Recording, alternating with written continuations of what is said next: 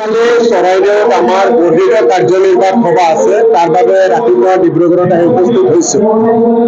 উপস্থিত হোৱাৰ পিছত ডিব্ৰুগড় জিলা কংগ্ৰেছ কমিটিৰ উদ্যোগত গৌৰৱ গগৈ ডাঙৰীয়া, প্ৰদীপ বৰদলৈ ডাঙৰীয়াক সম্বৰ্ধনা জনোৱাৰ উদ্দেশ্যে এক সম্বৰ্ধনা সভা আয়োজন কৰিছে। তাৰ লগত যোগদান কাৰ্যসূচীও ৰাখিছে।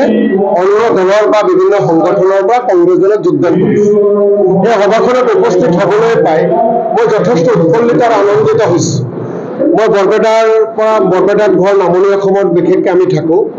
উজনি অসমৰ ৰাইজৰ, উজনি অসমৰ সন্মানীয় ব্যক্তিসকলৰ কংগ্ৰেছ দলৰ প্ৰতি যিটো আগ্ৰহ দেখাইছে, আজি সভাখনত উপস্থিত হৈ যিটো ভিৰ দেখিছোঁ কংগ্ৰেছত যোগদান কৰাৰ কাৰণে, এই দৃশ্যই মোক যথেষ্ট উৎফুল্লিত কৰিছে। আৰু এই দৃশ্য এটা কথা স্পষ্ট হৈ গৈছে, 2026 চনত অসমত কংগ্ৰেছ দলৰ নেতৃত্বত চৰকাৰ গঠন হ'ব। এটা সময়ত তিনিচুকীয়া, ডিব্ৰুগড় বা উজনি আন আন জিলাত বিজেপিৰ ভেটি যথেষ্ট শক্তিশালী আছিল। কিন্তু আজিৰ তাৰিখত উজনি অসমত বিজেপিৰ ভেটি যে দুৰ্বল, আজিৰ যোগদান কাৰ্যসূচীয়ে তাক প্ৰমাণ কৰিছে। কংগ্ৰেছৰ এটা সময়ত সবল আছিল, মাজত আমি দুৰ্বল হৈছিলো, তো আকৌ কংগ্ৰেছৰ ভেটি সবল হ'বলৈ গৈ আছে উজনি অসমত, তাৰ এই প্ৰমাণ। গতিকে আজি উজনি অসমৰ পৰা যেতিয়া নামনি অসমলৈ যাম, এটা ভাল বাৰ্তালৈ যাম যে উজনিৰ ৰাইজে কংগ্ৰেছৰ দলৰ লগত আছে আৰু উজনিৰ ৰাইজে কংগ্ৰেছক আশীৰ্বাদ দিছে। নামনি আগৰ পৰাই কংগ্ৰেছৰ লগত আছে।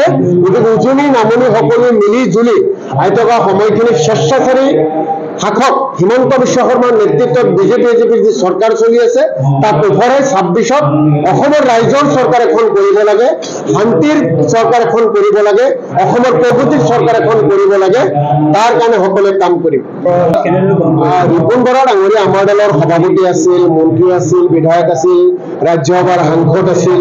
গতিকে তেখেতৰ এই বিষয় অসম প্ৰদেশ কংগ্ৰেছ কমিটিয়ে বিবেচনা নকৰে। গোটেই বিষয়টো নিখিল ভাৰত কংগ্ৰেছ কমিটিৰ বিচাৰাধীন, তেওঁলোকে বিবেচনা কৰিব আৰু তেওঁলোকে যি সিদ্ধান্ত দিব অসম প্ৰদেশ কংগ্ৰেছ কমিটিয়ে মোৰ পাৰ্টি গ্ৰহণ কৰিব। গতিকে আকৌ আপোনালোকক কৈছো, আজি ডিব্ৰুগড়ত আহি এটা ভাল মন লৈ ঘৰলৈ উভতি যাম, নামনি অসমলৈ উভতি যাম যে উজনি অসমৰ ৰাইজ কংগ্ৰেছৰ লগত আহি আছে আৰু কংগ্ৰেছৰ লগত থাকিব।